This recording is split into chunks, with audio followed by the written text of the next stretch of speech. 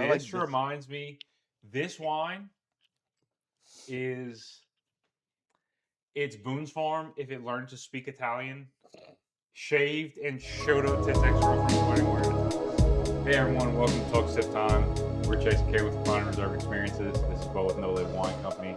Every week we bring the bottles, break them down, and give your honest take. Let's get into it.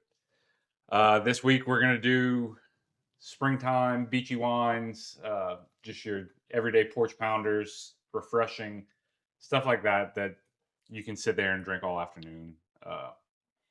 So without further ado, Kay, let's get started with yours. Okay. Well, I actually bought a rosé to the table. It's actually a French rosé. It's actually made of Cab Franc grapes. It's from Château Pommeraie. I'm pretty sure that's the correct pronunciation. It's very light if you look at the color. It's not like your typical rosé. I'm used to rosés being very, very sweet. This has definitely a refined elegance taste to it, and it's a perfect drink to drink when it's springtime, when it's into the summertime in South Louisiana. We're almost in the heat of summer. It's very hot here, so this would be a perfect drink to drink now and all the way into summer. It's very pretty. It's light. You knocked it out of the park with this one for beach wines, and like we're going to the beach. When this episode comes out, we'll be pulling up to the beach. Yeah. So I think this is going to go in the arsenal. Yeah. Yeah. I mean, I had no problem with that wine. I've served it before. Yeah, we actually got it from you. Yeah. It's man, it's just super easy, the way, and I found it's very acidic as well. Mm-hmm. So I would love to see what Kay has So in store for us. So I prepared a few little bites to kind of pair with each wine this week. The first one I have paired with this rosé is what I call a fig and pig bite. So it's a crostini. It has some goat cheese as well as some fig preserve with prosciutto, basil, and balsamic vinaigrette on top. I think the goat cheese is going to kind of balance out the acidity just a little bit, but I think the saltiness is going to make it kind of a well-rounded bite. So I think we've had a chance to taste it without it. Let's go ahead and taste it and then take another sip. Okay.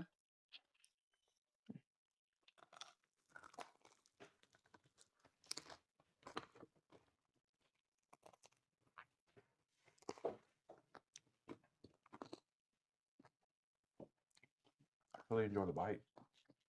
Well, thank you.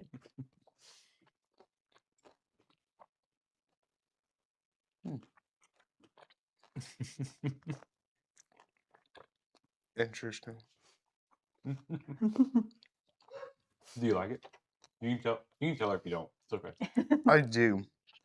Everybody has a different palate for wine, food, everything. I'm just trying to figure out how you took a bite of that without the whole thing falling apart instead of eating the whole thing. I had to eat the whole thing, or else it was gonna fall all over. Yeah. It is called a bite. You're right. You should take one bite. The even better part about this wine, it goes with a ton of things. It's also at our local wine boutique. It retails for $18, which is just a phenomenal price point. You're not going to feel guilty about picking this up, and you're not going to be disappointed in it either. It's just it's a well-made, under $20 wine that you don't feel bad opening. Mm-hmm. Even if you're on the beach with the sand, sitting by the pool, like you don't feel bad about opening this wine. Yeah. And just another cool thing about rosé, it's not a mix of red and white. That's not where it gets that pink color. They actually let the skins of the grapes just sit in the wine just for a certain amount of time. Each rosé is going to be different. Each winemaker is going to be different. But that's where you get the hue. A lot of darker hues, you can, go and assume that the skins have been with the grapes for longer. And obviously this one's very light, so I don't think it probably lasted much time in the winemaking process with it. On the skin? With the skins in it, okay. Yeah. Yeah. Skin contact plays the biggest role in any rosé.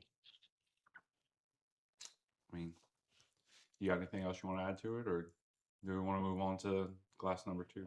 I think we can move on. So our second glass is a Round Pond 2024 Jannine Bovet Reserve Sauvignon Blanc. That's a long name. It's going to be a lot to forget, so we'll go ahead and link all the bottles in the description. We picked this up last February or this February when we went to Round Pond. This was just kind of your palate cleanser. I'm not typically one for white wines or for anything other than big bold cabs or Bordeaux's for that matter. So this whole concept is a little bit much for me, and I'm starting to learn to get into a lot of different things. But this one's got a lot of, as opposed to that grapefruit or grassy kind of Sauvignon Blanc, I find it's a little bit more well made. It sits a little heavier on the palate. It's got a little bit more of that maybe tropical passion fruit kind of thing going on. Yeah, it definitely has a good citrus forward. Yeah. As well. Yeah, that's what I was missing. But where you at, Bo? Be honest. I'm thinking. I mean, there's It some. is a little warm right now. Probably.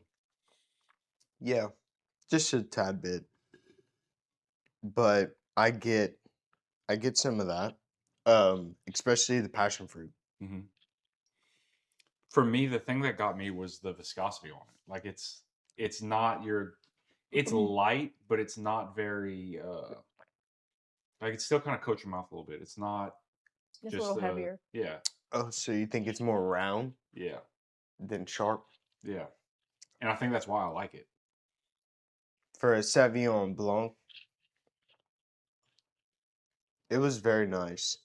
I found that the acids were still there, though. They were still... It's still a little sharp. Yeah. It wasn't like maybe searing acidity, but, you know. They're still there. Yes, very much. Oh, yeah. So my little bite to kind of hopefully balance that acidity is a little bit of spice. Sometimes, you can kind of balance with pairings, and I think the spiciness will hopefully kind of tone down that citrus a little bit.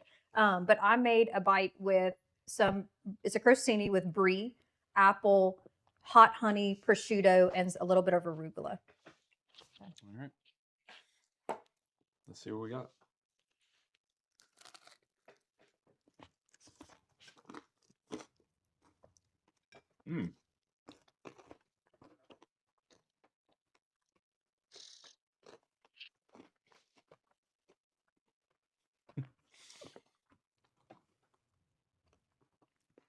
Is that just the apple that I'm getting? That's a little citrusy? I do have some lemon zest as well. Oh, okay. That's what it was. Thanks for pointing that out. I couldn't quite put my finger on something. It does tone down the sharpness a good bit. Yeah. It rounds it out a lot more. So that just goes to show some wines are just better with food.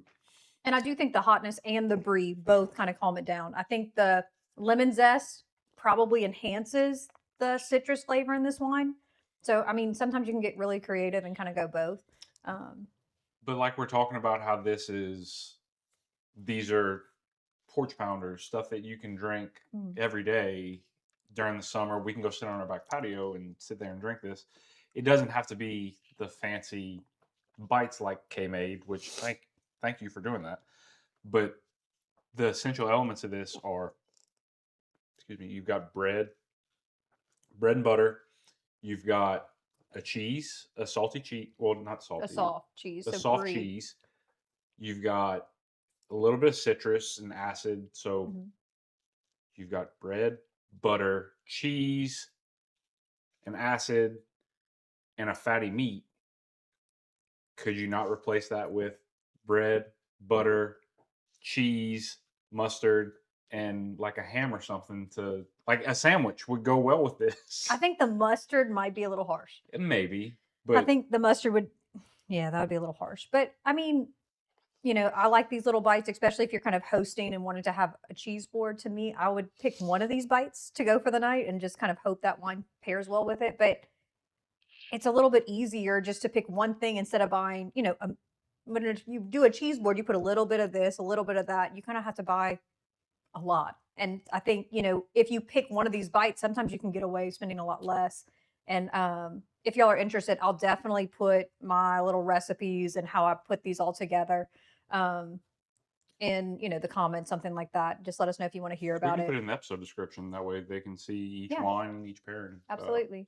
But yeah, it sounds like a lot, but sometimes it's not even that much. And prosciutto is a good thing that goes with almost everything. So here's what I was kind of getting at. Well, you had a long day at work. You come home, you want to sit on the back patio and pound a Sauvignon Blanc or this Sauvignon Blanc. What are you doing? What are you pairing with that? Oh, with a Well, Sauvignon Blanc? I'm asking her, but Like no prep? if you want to, no prep. Like you come home, you just want to throw something together and sit on the back patio and I mean, you open could this just bottle. eat an apple and it would probably pair beautifully with it. You think? Yes, I really do. I think it would Oh. kind of balance it. There's some sweetness that would balance the acidity. What about just the cheese? I think you could do brie, but I don't know if I'd eat straight brie. That would not be what I would choose to do. But I think prosciutto would go nicely. Okay. Interesting. But wine can also just be Stand just alone. wine. Yeah, it like can. yeah. So I don't know if I would pair too much with this. I mean, I'm doing it now because I'm on purpose pairing. But if it was just a normal day that I wanted to come home and have a drink, I'd probably just drink this by itself. Okay. Well, I liked it. The soft cheese with the bread. Did you, you said it was butter with the bread, right? Mm-hmm. So, it's not like it's just fresh baked bread. It's still not hard. So, the aspect of the crunch isn't there, but I feel like the wine has enough life to it that I don't want the crunch really. I just want it to smoothly go through from start to finish. Right. I love the apple. The Yeah, freshness, it really does. Bring a little it bit brings it brings a lot of life. And then garnished with a little greenery on top, kind of just brings a little bit more to the visual aspect to it. Since our cheese is covered up by, the apple, it just gives it a little bit more color to show. Yeah. So, Bo, I really, really enjoyed that bite. Yeah. Yeah. So, Bo, what is this? I've never had this. So, this is called a Lambrusco. Okay. Lambrusco is a sparkling wine out of Italy. That's sparkling. Yes. That color of liquid is sparkling. Yes. And it's chilled. Okay. So, the place that this comes from is like the highest level of Lambrusco that they make. That's They call this the soda wine sometimes. I can see that. It tastes like a red wine, but it's sparkling. It's So it yeah. throws you for a loop. It's not terrible. It's not as very heavy. different. It's not as heavy as you think. Yeah. No. But it's also not as sweet as you think, right? Right. It's very dry. Yes, it still has a lot of dry tendency to it. So this region that this comes from is a pretty well known for the way that they make dry Lambrusco instead of, your sweet normal soda wine. So you should get a bunch of black cherry, maybe a little bit of earth, but the way to use this wine is truly not in the way that I'm used to going about a wine, but Kate could better probably use this wine than I could because it's better used in more of a pairing. Well, it's Italian. Yeah. So, I mean, But that means that it's playable amongst a lot of things. I was about to say Yeah. a lot of dishes, Especially a lot of Italian dishes. I think tomato will kind of balance this a little bit. So you're thinking pastas, pizza, right? Anything you think of whenever you think of Italy, I think that would go well. So our next bite, I have a crostini. That's kind of the base for all of these. And I made a bruschetta, but I basically did the tomatoes, the garlic, the basil, but instead of the mozzarella, I wanted a little salty element to kind of tie it all together. So I did parmigiano-reggiano, which you're going to correct me. Parmigiano-reggiano. And I think it hopefully pairs well.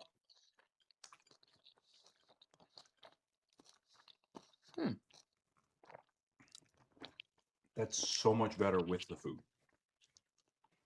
Well, I didn't love it without. I think it kind of helps with the tannin a Yeah. little bit because you got to think, guys, this is a red wine. Yeah. It has tannins it has Yeah, significant tannins as a sparkling wine. Yeah, as a characteristic though in the wine. It just throws you for a little loop because you look at it, so you're not expecting it to be sparkling. Then you know that it's sparkling, and so you're not expecting it to be tannic. And then you taste it, and it's both of those things. It kind of throws you for a little loop, but I don't hate it. Like it's a pleasant surprise, especially with the food. Yeah, I mean, I'm normally, unfortunately, not a fan of sparkling wine. That's never been my go-to. I will say I don't think I would ever have this wine alone and by itself, but I think paired with the right things, like if you're coming home late from work one night, you get a box of pizza, this would be okay. I wouldn't mind it. Or a good Snapple box sitting Well, by the pool. so, Kay, I mean, tell me if I'm wrong. Do you think that this would maybe go with a more fattier dish, all in all? Yeah, I think so. I think So, that would kind like of barbecue? balance it. So, what do you think about a burger or I don't think anything like that? I think it'd go well. I think I it think could. anything, like we barbecued last night.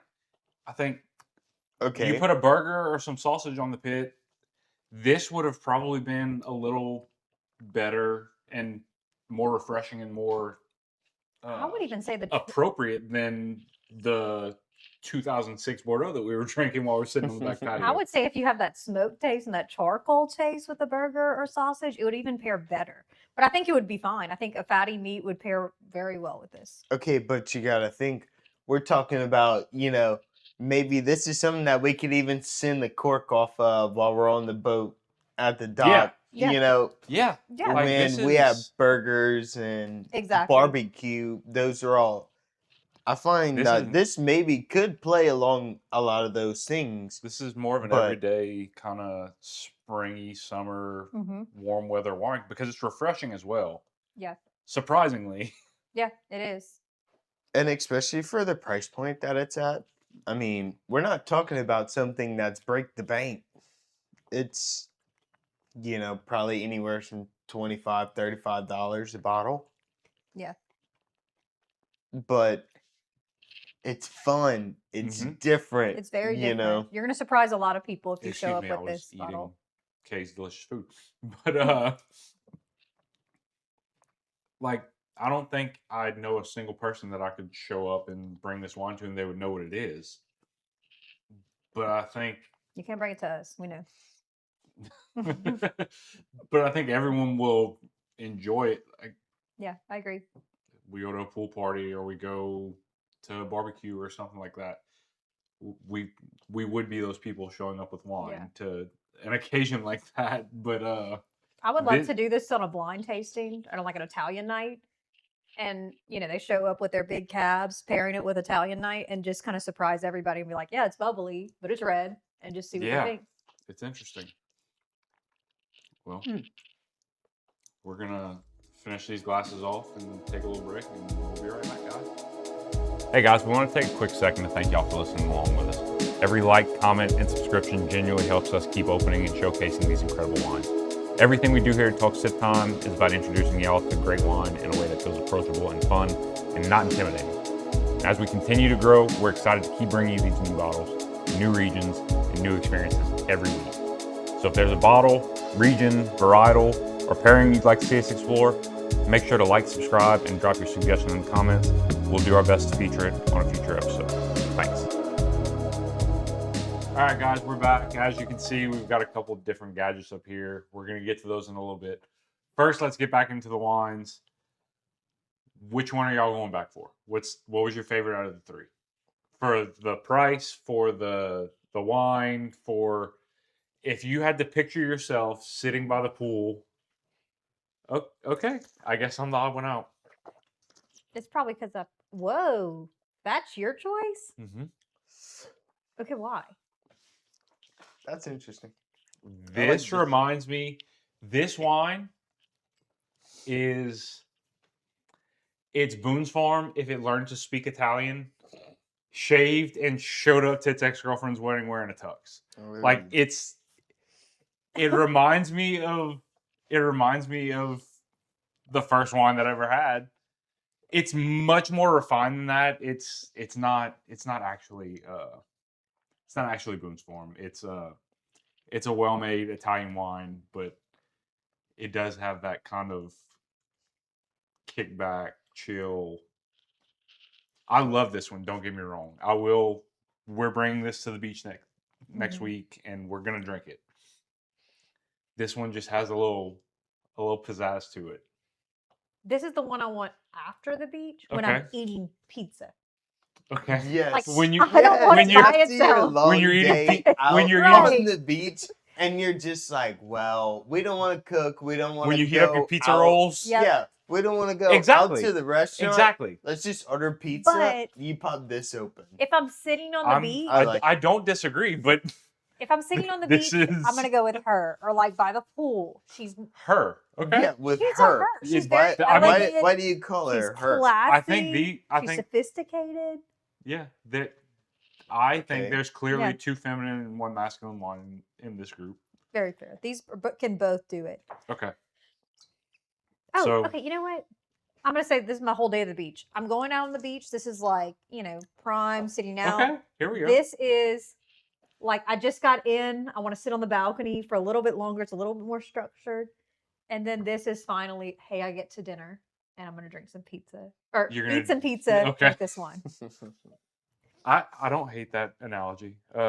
Okay, so while you are out sitting on the beach, this Parkside flask, it's this perfect. this works perfect for you. So, Because And- if you see listeners, and most beaches don't allow glass. Exactly.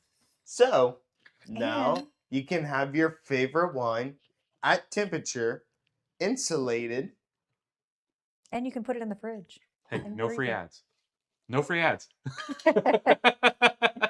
But So- It is perfect for that. Yeah. You know, I just think this is such a neat. Mm-hmm. I love it. it has a niche, especially It- for your it is outdoor. it is very hiking. niche. And it Things like still that. can be usable. It's insulated on the inside, guys. For if y'all can see, We have used it. It does hold wine for.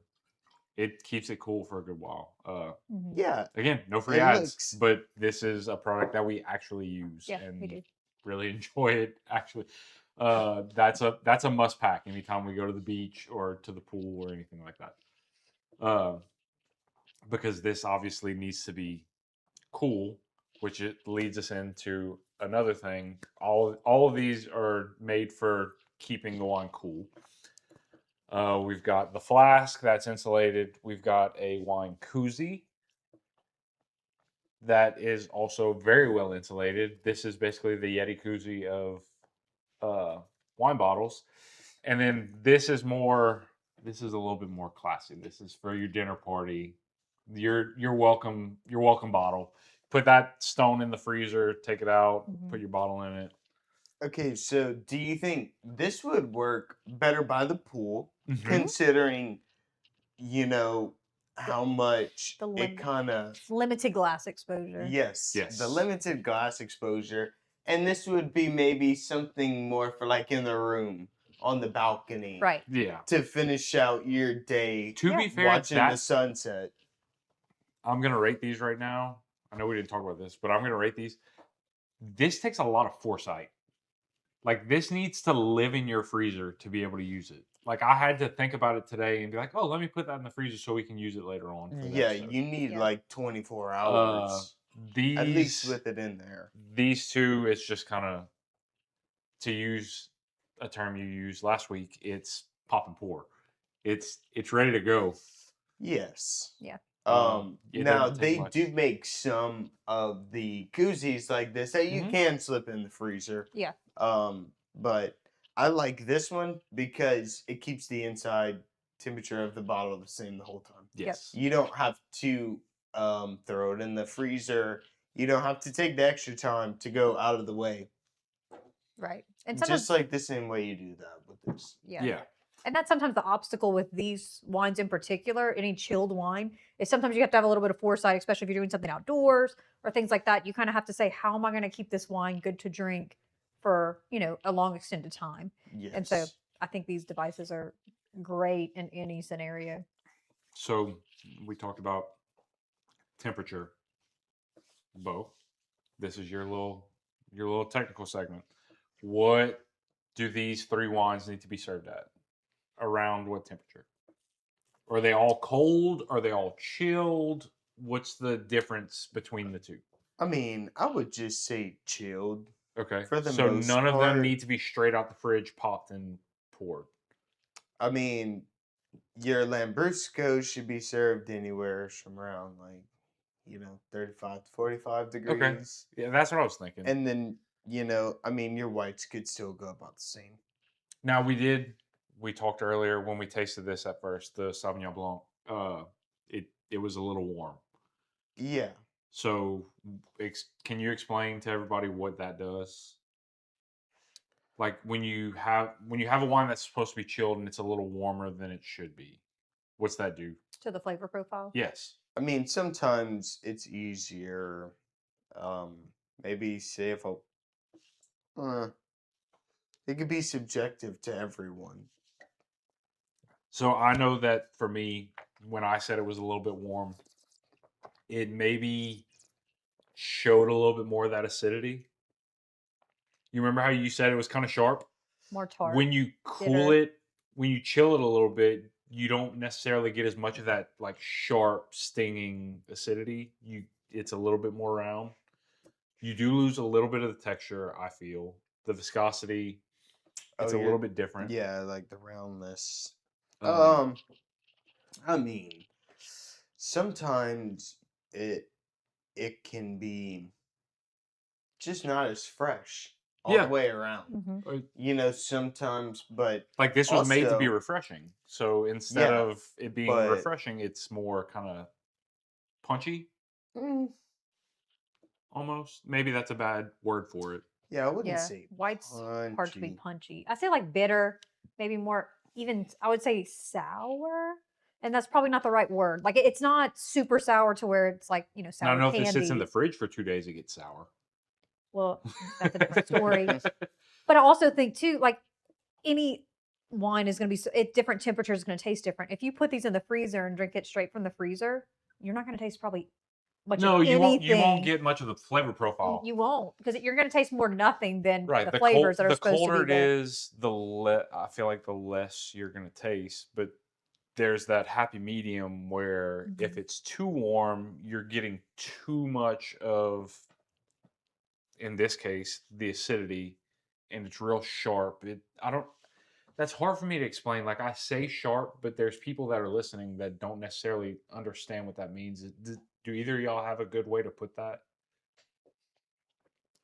See, I think it's more bitter. Like that's my take on it, but I Okay. don't know if that's really Like the that, right word that to sharp use as well. acidity, it took it away from being round. I guess when you think of round, it's a little bit easier to swallow. It's a little bit easier to drink, and that sharpness kind of just hits you a little bit. Am I wrong on that? No, not.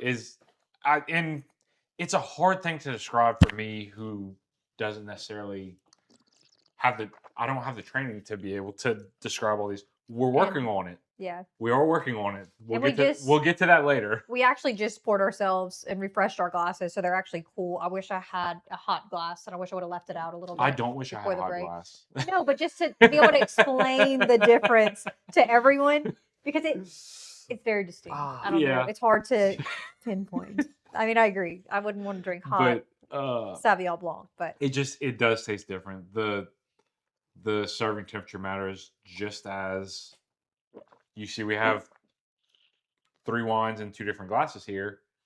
The glasses matter. So, Bo, correct me if I'm wrong, but this tulip-shaped glass is made more to.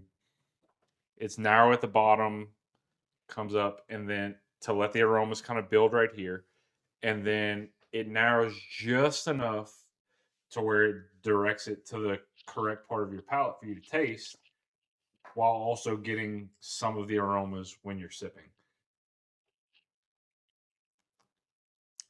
So I've Tell- I personally never had any of these styles of glasses. Well, except the glass in the middle. Okay. These are the glasses that I work with normally. These are just the Riedel cab glasses, which Okay. Riedel, please Yeah. sponsor. Yeah. Hit us up. These are all Riedel glasses. They are. Yeah. We drink everything Riedel. And there's a reason. Our Yeah. entire thing is all Riedel, and guys, there is a reason. It's not just. It is a bit of an investment, but I will tell you, anytime you go, I mean, we went to wineries in Napa. Every single winery that we went to has Riedel glasses, And there's a reason for it. Yeah, It's it just makes the wine taste better. the quality of the glass. It's You a get the very elegant aromas. thin stem, thin rim. It's the classiest of the classiest, and Château All the is better. aesthetics. and they hold up. They're dishwasher safe. They Again, no free ads, but So speaking to that, personally, never had the experience, but Zalto okay. is a wine glass maker. Mm-hmm. They make some of the finest wine glasses. Okay. Highly rated, well respected, but justifiable on the price for Mhm. me as of right now. Okay. That's why we're saying no free ads.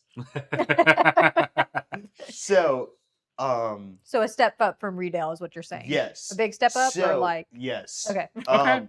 Talk about pure execution of great varietal glasses. That's what I've just heard. Okay. I've Yeah. never had the experience of ever even seeing a Zalto glass in person. But Yeah. so Unbelievable. as I started with only this style of Riedel glass. This is Right. a cab glass. I use this glass For everything. 100% all across the board. It is a fairly universal. This is, I find, the most universal glass. Yes, but we can't call it a universal because the description of Right. this glass is a cab. It is a Cab- cab Merlot Oh, glass. yeah, I'm about to It's say a Bordeaux. almost Merlot. It's a Bordeaux glass. I really love this glass, but if you look at the Riedel 007, Mm-hmm. that thing is just humongous. I mean, the outer layer, it probably comes up to here. Oh, wow. You know, It's such a huge glass. that's a half I a don't- bottle per glass. I don't need that type of glass because in reality, I mean, I usually don't pour my wines more than above that normally. Yeah. I've just come to find sometimes I know that the best execution of a grape, is in the grape style glass. Yes. I'm just so accustomed to this. We introduced you. We tried a white burgundy, and we brought our glasses to you not long ago. Mhm. It was a different experience. So, right? Am I wrong? Oh yes, It is.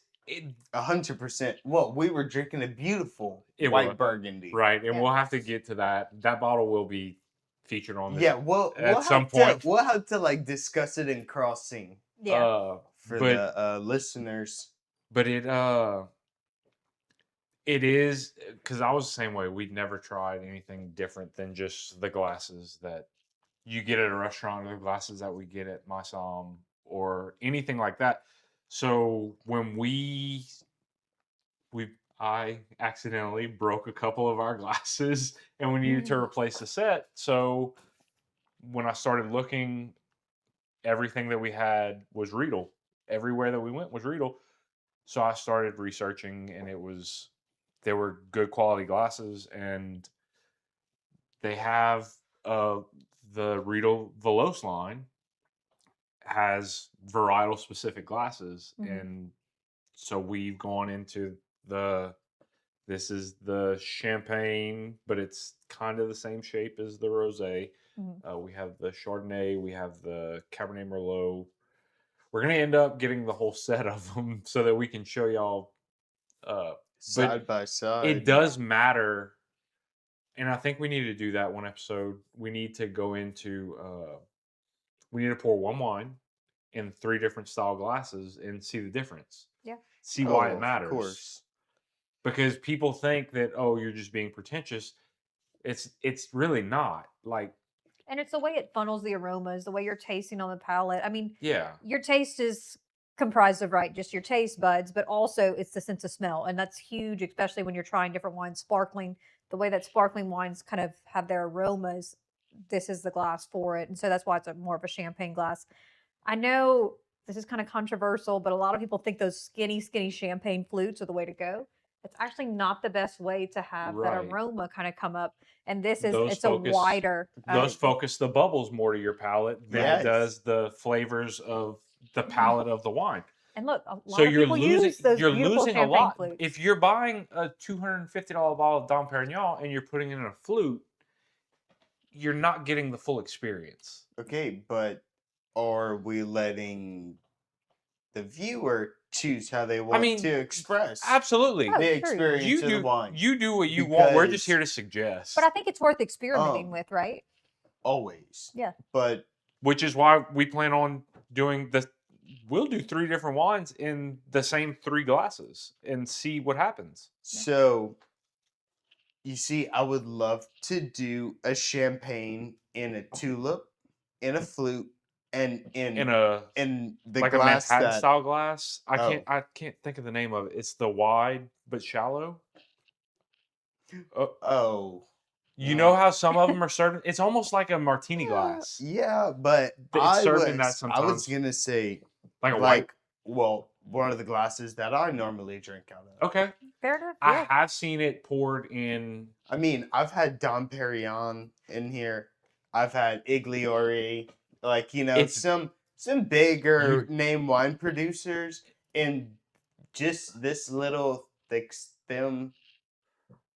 If you, I mean, if that's all you've had it in, I think you're in for a treat when you actually try it in the proper.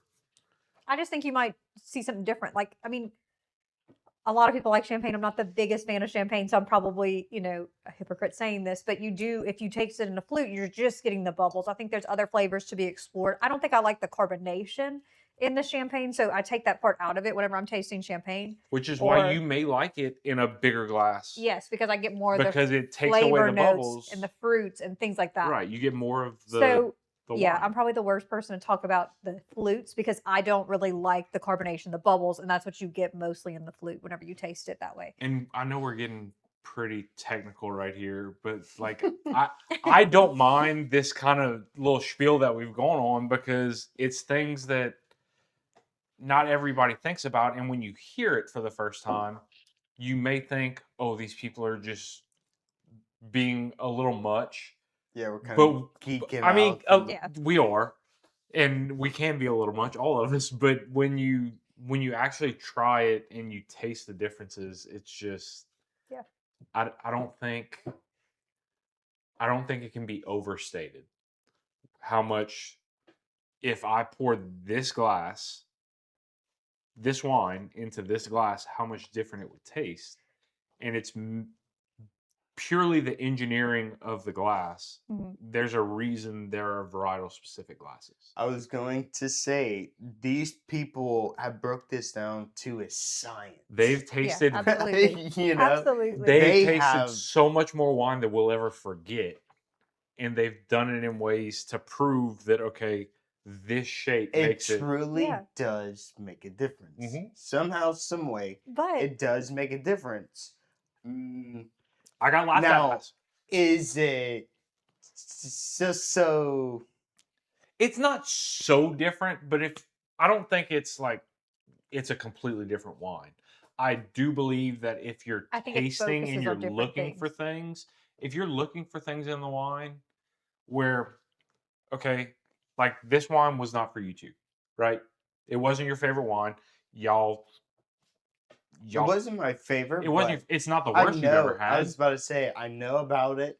I know it's prestige, but I just prefer only to have that wine with a lot more of the Right. food. But Yeah. it fits a lot Yeah. of the realm that we're talking in. Right. Absolutely. But well, for starters, I'd never had that before this episode, and I haven't we didn't either. do a blind this episode on purpose.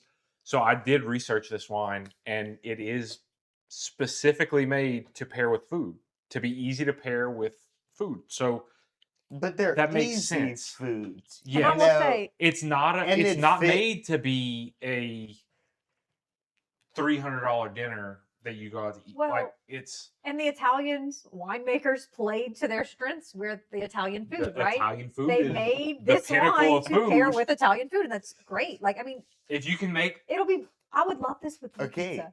Yeah. wait, but And I don't care what type of pizza. It can be fancy pizza. It could be I like, mean, you know, any of the we local can take Domino's, a break. I can go Pizza get some Hut, pizza. and it would taste perfect. Like it's right. it's that red sauce, the tomatoes that'll make that. The cheese, the salt, Go so like well. everything kind Yeah. of goes with it. it's everything. But it's just I stopped when we started this journey of the podcast and everything like that, and we're trying to make wine more approachable to the everyday wine drinker, to the mom who just needs a glass at the end of the day, to the guy that busted his ass and needs to cool off. I stopped tasting wine, and if you listen to the last episode, it used to be just this is good or this is bad. I stopped tasting wine to find that, and I started tasting to see what is good about it, what is bad about it, and find those little things and find where each wine fits. So when you can start to do that and you're looking for attributes of the wine instead of just the overall from the top look at it, you can actually start to see, okay, this is a little bit different than this one. These are kind of in the same style. And that's, I don't want to say that's advanced because I don't believe it is. It's just a shift Your mindset.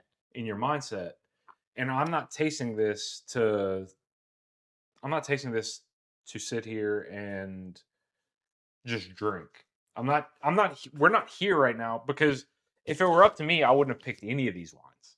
I would have picked a Napa Cab or a Left Bank Bordeaux to bring today, but that's not what the point of this episode was. The point of this episode was to find something that is refreshing and we can sit down and relax for the day when it's warm outside and drink it. And these three in different ways all kind of hit that. Yeah. I'm going to say I'm proud of you because Thank this you. guy used to be, whenever we took our first trip to Napa, he's like, I'm only trying cabs. And it was our first, wine expert that came and he offered us a Merlot. And whenever he said it, I said, yes, absolutely. I mean, you pay for the tasting, you're there. You might as well just try new Try things. it. And Chase looked at me and he said, why did you say yes to that? I said, we're here. You try it. Like, you might, and he actually liked it. But I think that's kind of, the whole journey is sometimes you're going to try something that this is definitely out in left field a little bit. But I can appreciate it. I can understand what they were trying to do. And I know a situation that I can use this. And I think that's kind of where you need to play in your wine journey is, I might not pull this particular wine for the night I'm doing steaks, and that's okay. But I think if you kind of start to learn, hey, I can pull this on a night that I just want to sit on the patio and not have any pairings, and this would be a great wine. I think it just kind of widens your appreciation, and you can kind of play to different wines and kind of impress your friends too. Because Right. I will tell you, like Bo has been just bringing us a whole bunch of different things. When that we're Bo just brought us not this used $18 to. rosé, was whereas we've phenomenal. been overspending for nights at home on wine, trying to find something good.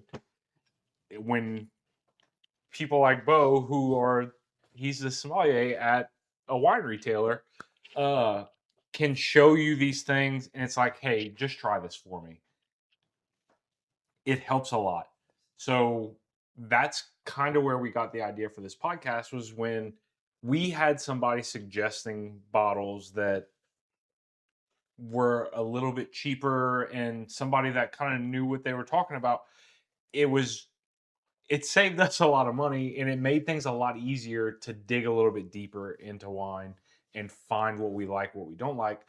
So we wanted to bring that to other people. We wanted to extend that reach a little bit further and say, hey, you don't need to go spend thousands of dollars to find a wine that you like. Right. We'll try the wines for you. Shucks, twist my arm. It's such a burden. Okay, but wait. Now, I will. We can get up to the point where we will be buying $1,000 bottles. Oh yeah, I already have. We have a shipment coming in next week that we're gonna show y'all eventually. Okay, so listeners, We're gonna work up to that one. DC, But the main reason that this podcast started, and the main reason that we're gonna do episodes like this, and there's plenty more episodes planned where it's bottles under 30, bottles under $40, easy drinking bottles, weeknight bottles. Yeah. I mean, there's a bottle right here that's under 20 that is phenomenal. The $18. That's one of the best. It's great. It non-red really is. wines that I've ever had. I will definitely show these bottles, but it's a great. And we're bottle. not gatekeeping anything. Like anything that we find, we're bringing directly to you. So hopefully you can find this bottle and try it for yourself and save a little bit of money instead of going out there and just buying everything that you think is, or that you've been told is good or that goes well in this situation. You have a firsthand perspective of what it is. And look, we're going to tell you if it's bad. They weren't the biggest not that they hated it, but they weren't the biggest fans of this Lambrusco. Yeah.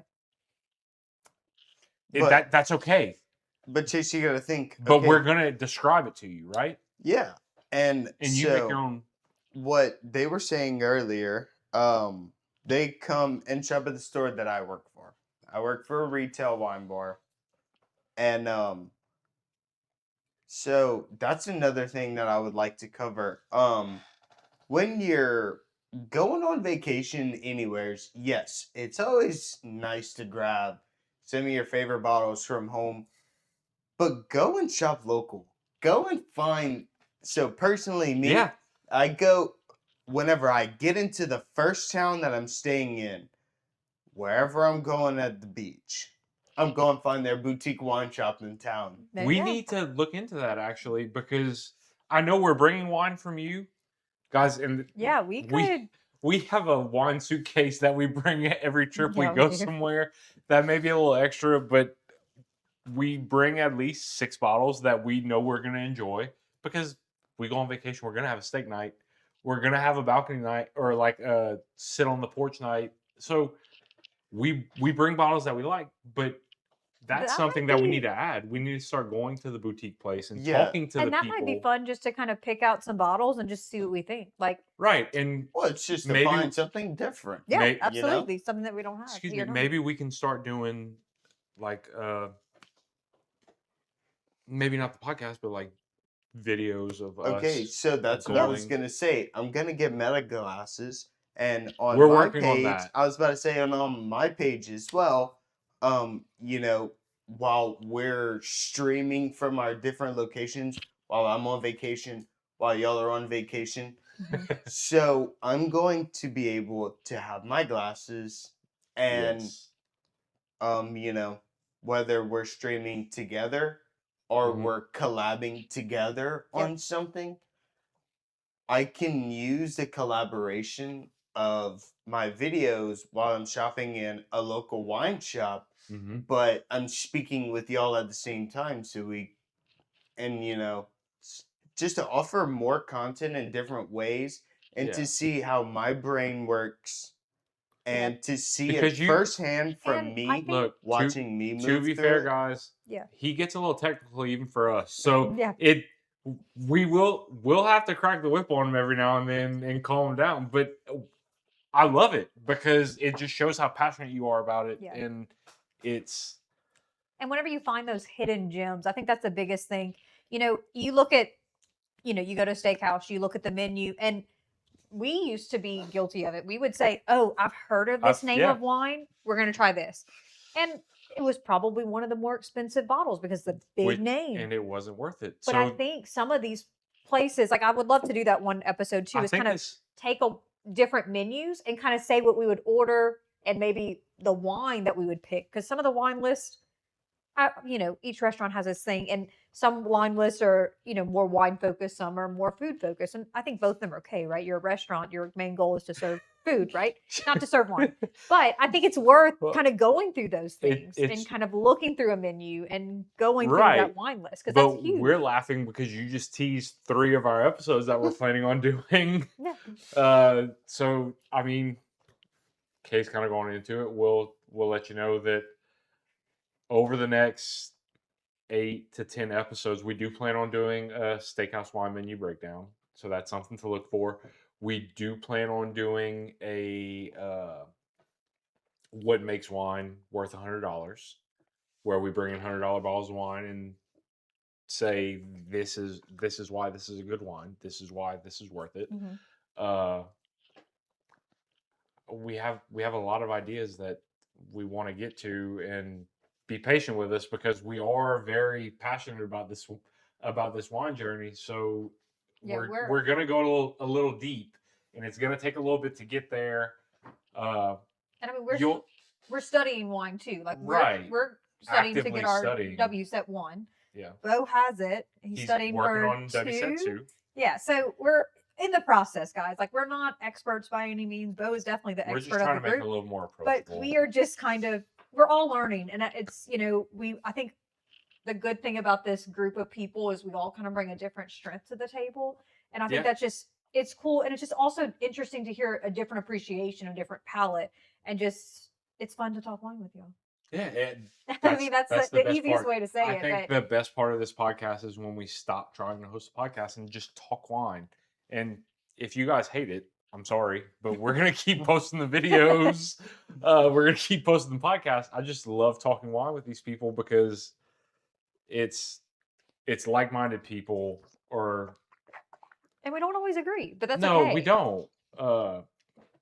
For instance, I don't typically fit it. Wait, no, leave it in there. That's how it's supposed to be used. I know, but what are you're trying to see what it is? Oh. Or how much there's left, so you don't steal from us. No. I was just curious about something. Oh, tell the listeners. No. No, I don't know. There was something that's throwing me off. I can't just quite put I'm getting a little bit of grapefruit towards the end. It's a little bitter, but it is warmer now. It has warmed up. I really wish there's like that TikTok trend that everybody's putting a jalapeno in their Savvy Bee. We're too old for TikTok. I know we are. We will try though. But I'm just interested because the spice plays so well with it. That hurt Bo's heart. That hurt Bo's heart when you said that. Oh dear. Anyway, so I was gonna say earmuffs. Yeah.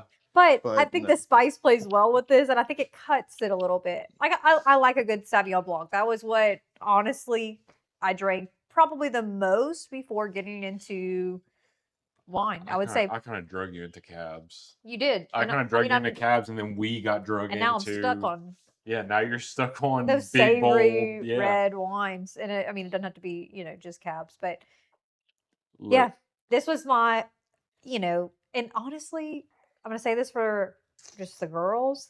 I would always be very nervous to be holding a glass of red wine if I'm dressed up or things like that. So I would always lean more towards white. But I think you can definitely get some good Sauvignon Blanc. Baby, you're married to Try that for me, Kay. Try it. The Sauvignon Did Blanc? it change? No. The Lambrusco? Did it change? I mean, it's just, mine kind of warmed up a little bit. It warmed up, and I thought it became more juicy. as in like fruit fruity. It became very fruity. Like jammy or just more fruity? No, not Like jammy. I bold wouldn't say. cherry. Oh. I do kind of smell it. Cherry's not my favorite flavor note, but you definitely get a lot of cherry. Oh, cherry is absolutely one That's of my cherry favorite? favorite. That's If cherry it's soda. favorite wine notes, to say the least. See, if it's a mild cherry, like I can't tell it's a cherry, but I can tell it's like a dark Oh, fruit. dude, I'm That's okay not with black tart that. cherry, sour cherry. Any I of it. mean, This is cherry. I love Cherry. It is cherry. I. Cherry's my thing. That's so much better. I take it back. That is not Boone's Farm. Oh my goodness. That is a That is a executed well-made version Italian sparkling red Right. wine. you know, That- Boone's Farm apparently.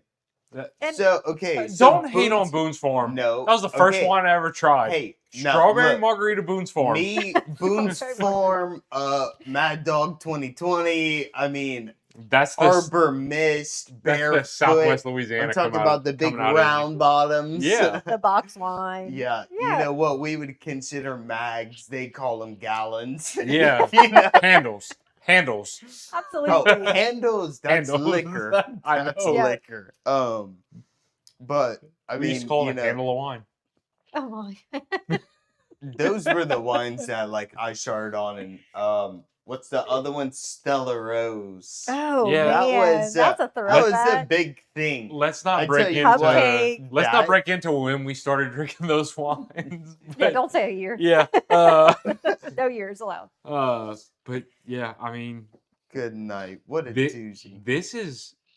this episode was a lot more fun to record than I anticipated. Just because I It wasn't was excited about. different. You But know, that's why I enjoyed it. I thought the Lambrusco coming like, you know, from me or my suggestion. Coming in from left field at the end of the episode. Yeah. Yeah, it really made you think, but it's also not something you're gonna go and like really find someone seeking off the shelf. But the people who No. do know, Right. they Yeah. know. Again, that's us trying to. And you see, like, yes, it might have not been me and Case favorite of the lineup, but I tell you what, I wouldn't have no problem drinking that if it was ever. if I showed up to a pool day with this, If I have you enough have pizza? time at the beach, do I have pizza with it? I'll show up with pizza with the wine. Then I'm good. Okay. But like, and that's the thing. I'm super happy that you brought that bottle because everybody's heard of Rosé. Everybody's heard of Sauvignon Blanc. I didn't know what a Lambrusco was until you told me that's what you were bringing, and I had to Google it. And then keep in mind, guys, it still comes with a cage It's a Cork. true. Yeah. and almost like a champagne style cork. So, you know, if you want to, theoretically, You could savor it. Yeah, you could savor You could it. pop you it. could pop it, you know, the whole Uh, nine. I wouldn't suggest popping a red carbonated wine. Inside. It can get messy. Inside. Real quick. Yeah. You might But- be Very scrubbing quickly. for a long time. But I mean, again, that revisits the point of what we're trying to do with this podcast. We're trying to make it easier for everyone else to get into wine and to dig a little bit deeper. That's something that people may never have heard of. Mhm. Now they can go to their local wine shop and say, "Hey, I listened to these three idiots on a podcast talk about this. I want to try it. Do you have something like that?" To be fair, if you do go ask for a dry Lambrusco, there's what's the term for it, Bo? Do you remember? It's the flavor profile. Zanasi? Is that it? Or is Bruno Zanasi the No. Oh. I think it's about the region Grasparossa. that it comes from. Grasparossa? Yes, Grasparossa. That's what it is. Grasparossa. I just didn't want to be wrong, viewers, in the pronunciation of it, Yeah. because I'll be wrong all the time. Don't worry I about it. had to, whenever I was pairing these bites, right? So I looked into the flavor profiles of the wine, and actually, I made these bites before I tried. This is I knew what basically this a one tasted pizza like, but these without the two, I didn't. pepperoni. Yeah. It's But that's whenever, they're not all created equal. There's some that are kind of play more fruit forward Can you pass me a little the bit Parkside, more. please? So I would definitely The make sure Parkside you're flask? getting something Oh. more Thank you, sir. dry, like you were saying. Yeah. Huge. It's not. I was warned by people that I've talked to about Lambrusco that if you did get a sweet one, it would kind of taste like a. Watermelon rind, things like Well, that. the way it was explained to me was a Jolly Rancher soda. Oh wow. Lauren's the one that. Almost like a Fanta, Yeah. Oh wow. Yes. like a But hey, cherry flavored Fanta or something like Yeah. that. Something very sweet, very sugary, almost syrupy. This was not that. So there is a variation between the types of Lambrusco. Yes. but if you yes, like yes, yes. Fanta, I that mean, might be yeah, your jam. it might. You know? There's There's different There's types. something Cherry for cola everyone. Yeah, cherry in cola. general. Maybe if you like Mr. Pibb, this might be a softer version of Mr. Pibb Yeah, because you still there's have the something for carbonation. everyone. But I just found it was a bit more fruit forward, which there's nothing wrong with that. But That's I still ice love, cold, I I'm sorry. love the way that you paired that little bite with it. That changed it And I like completely. how It did. you said it's like a pizza with no pepperoni. It is. It is. It's tomato, it's everything Parmesan, nice. it's It was everything basil, nice that and you it's wanted. bread. Yeah, it Dude, really was. It was So each one of these little bites that you had for us, the bites in front of Bo, very beautiful pieces of food. And I will definitely show that a better picture. We can probably put Yeah, that on well, the it'll podcast. be on the Instagram. Yeah. But each one of those is just kind of a deconstructed version of a different food. Mhm. I mean, maybe not the fig and pig bites are kind of unique, Yeah, that's but a little to different. me, and you disagreed with me, but to me, the brie and apple and prosciutto was a deconstructed sandwich. With That's no a mustard. deconstructed pizza. Yeah, maybe don't have the mustard. Yeah, the mustard's a lot. Leave me alone For with the the mustard, Sauvignon okay? Blanc. I can't have a sandwich without I mustard. said this last podcast. Maybe I'm like just a a whole self-proclaimed foodie, so Maybe that's my like a credential. whole grain mustard where it's not as sharp. I still think it's too much. Well, whatever. We can't all be right about everything. Yeah. Another thing. Thank you, Kay. These bites were really good. The execution on them was great. Appreciate that. And she might not tell y'all, but I wanted to point out these are things that you can put on pans or put in little to-go things, wrap them with cellophane or tinfoil or something like that. These are the perfect little snacks. Also, just to have on the beach or by the pool, while Put you're them in your enjoying one snackle of your. box. So Yeah, you can have a snackle box too, but we might bring the Lambrusco to the beach. I haven't decided, but we even talked about making this as a dip. The bruschetta, It's- just kind of put this in a bowl and just dip the crostinis in it, Guys. right? Why? So much easier. Guys, we'll put the recipe in the description. The bruschetta, what would you call that? The kind of tomato base. It's a bruschetta, It's- so it has the key ingredients of bruschetta. It's except for the mozzarella. It's the only thing it doesn't have. It has Right. the tomatoes, the basil, your olive oil, black pepper. It has a little bit of salt, and yeah, that's it. But if you And cut garlic. out the bread and the parmigiano-reggiano, it's basically an Italian pico de gallo or ceviche Without the fish. Yeah, I mean, So you could use it as a dip with really some Melba could. toast, a crostini, something like that. and that's an easy transportable thing because, I mean, very refreshing. look, I would love to bring a whole cheese board on the beach, but the logistics of the It's not. sand and everything else, it's just a little bit more difficult. This to dip something, hopefully you won't get sand in the dip, but again, it's a little bit more, I don't know, not eco-friendly. That's not the word, but able to make it work. Like you can definitely make it happen. This would be a little bit more difficult. Yeah. So, well, guys, I think that about covers this week's episode of Talk Sip Time. Yeah. Thank y'all for watching. I'm Chase. I'm Kay. and now And go try something you haven't tried before. We'll see you next week.